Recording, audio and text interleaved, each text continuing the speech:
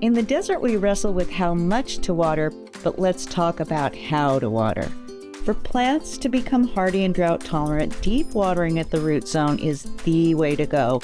And by watering below ground, less water makes more impact. Should we look at some tools for getting her done?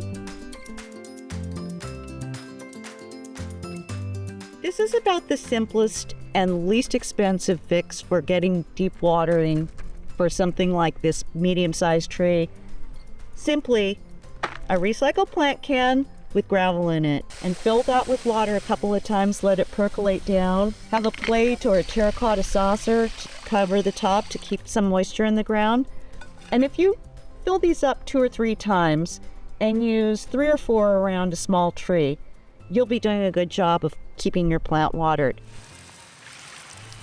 If you have a few extra dollars to spend, I really recommend getting a good rain wand to give your plants a foliage drink early in the morning.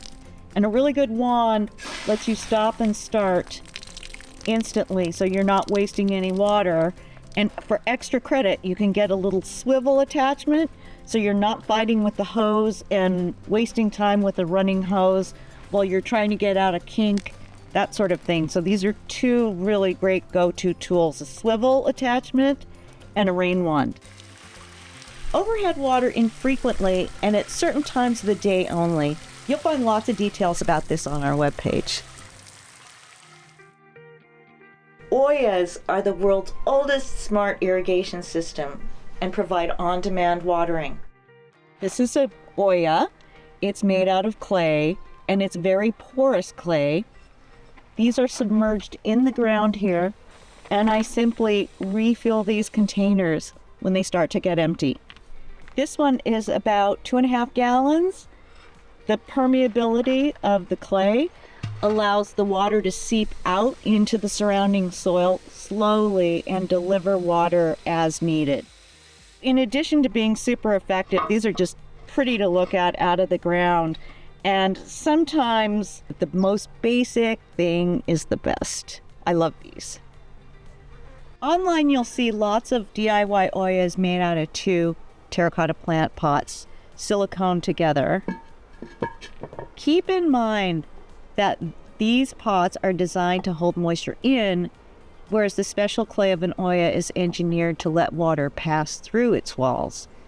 If you want to experiment with this, make sure to use pots that are old and porous.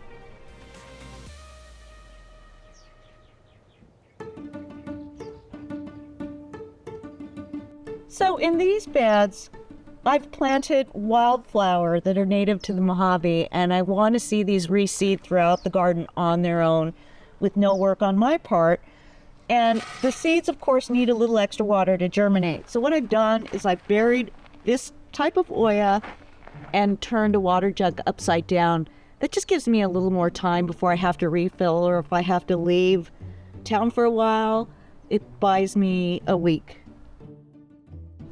Here's another way to boost an olla. If you already have a drip irrigation system, just drill a hole on the side, insert micro tubing, and hook it up to your system. That'll help keep your olla topped off. With the larger olla, you'll probably still have to do some manual filling, but not as often. Now I want to show you a really cool off-the-shelf kit that already does this.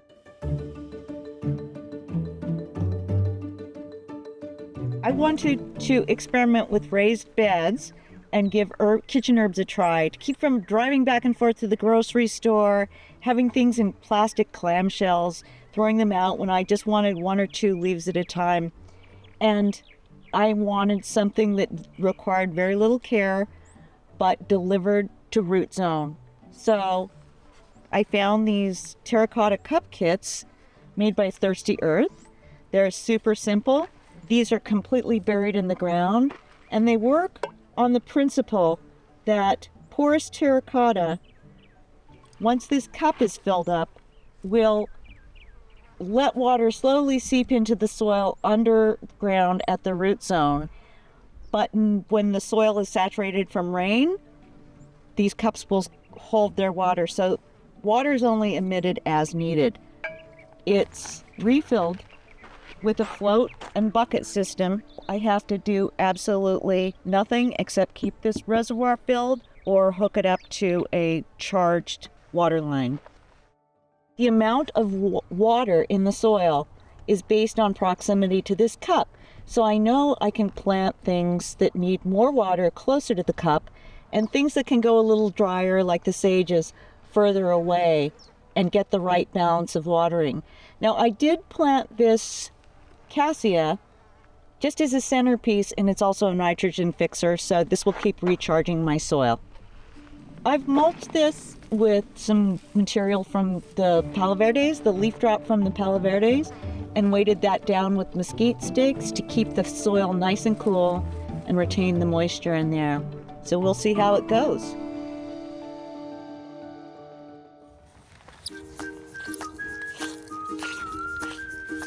I saw one of these bubbler heads in another garden and I had an aha moment. They deep soak without tearing up wells, and they make great earrings. Welcome to 1980.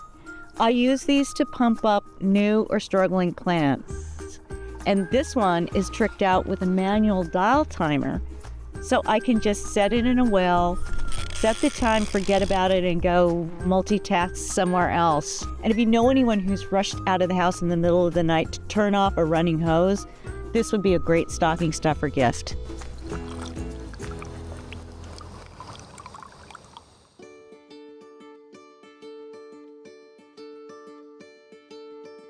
When this was planted as a small tree, this was the right distance from the tree to deliver water.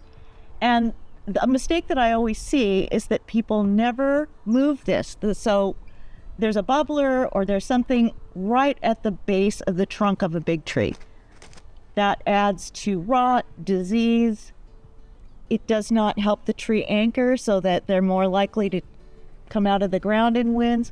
But you can see as this has grown, we moved the watering point from here to here, and just recently out to here. I know that very often in the summer, people will set a hose and blast it in a water well and feel a false sense of security when they know that a puddle has formed and feel like the tree has been watered.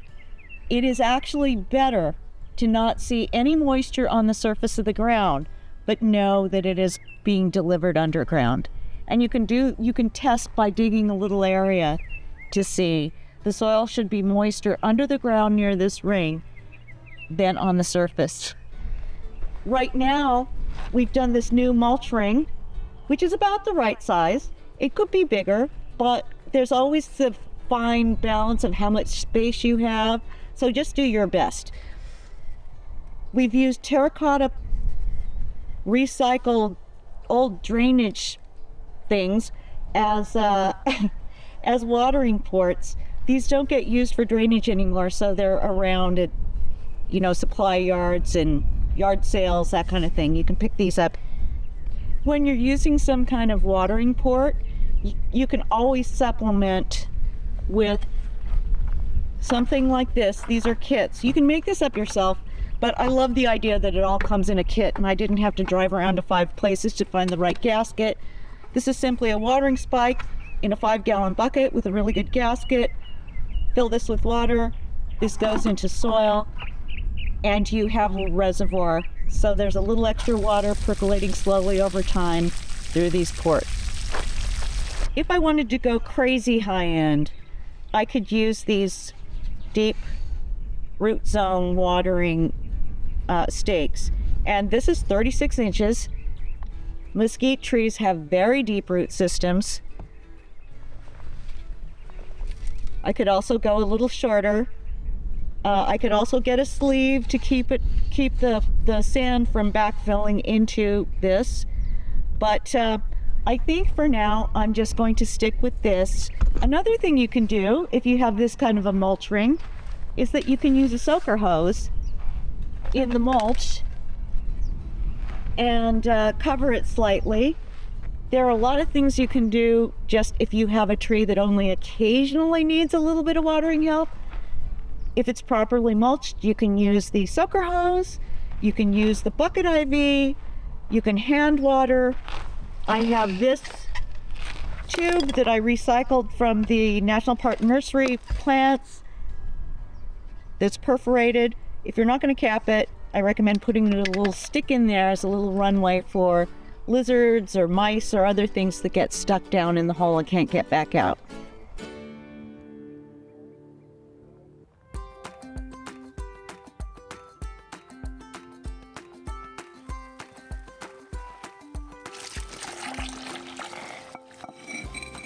The mesquite responded great. At this point, I'll only give it 3 or 4 super deep soaks a year.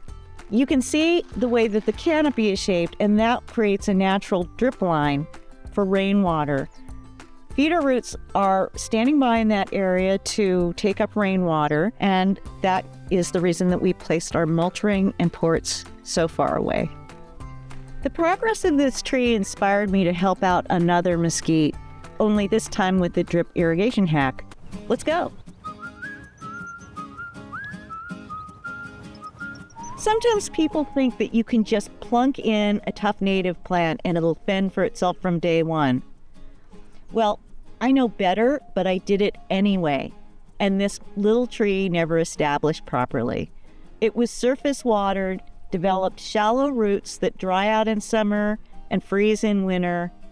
And now I'm going to turn over a new leaf, and I'm going to train those roots to go deeper by temping in a root zone drip system.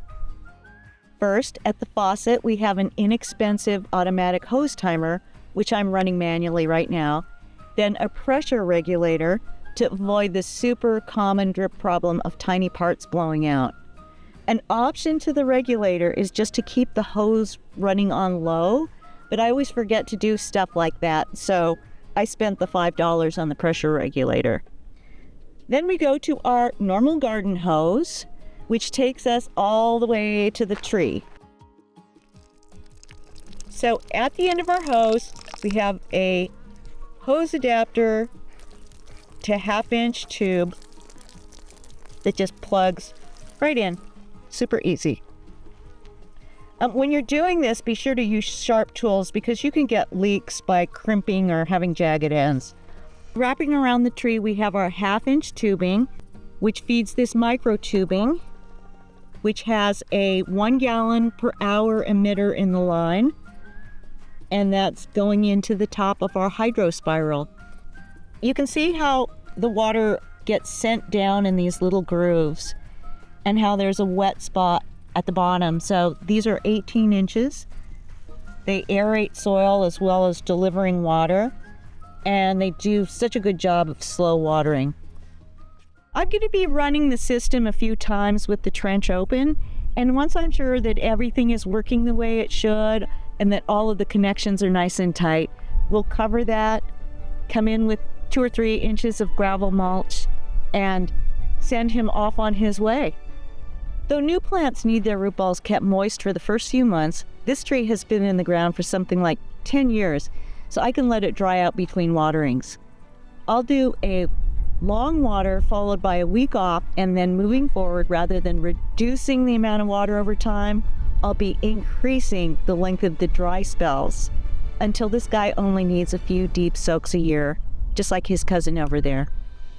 Live long and prosper, little dude. Your plants won't care whether your methods are homemade or high-tech, but they'll definitely love a switch that puts moisture underground where it'll stick around for longer. Keep those roots happy, and you'll have happy plants. I hope this has your creative juices flowing and you come up with lots of great watering hacks of your own to share in the comments. Want to learn more and find out where to get stuff? Check out our webpage, and thanks for watching.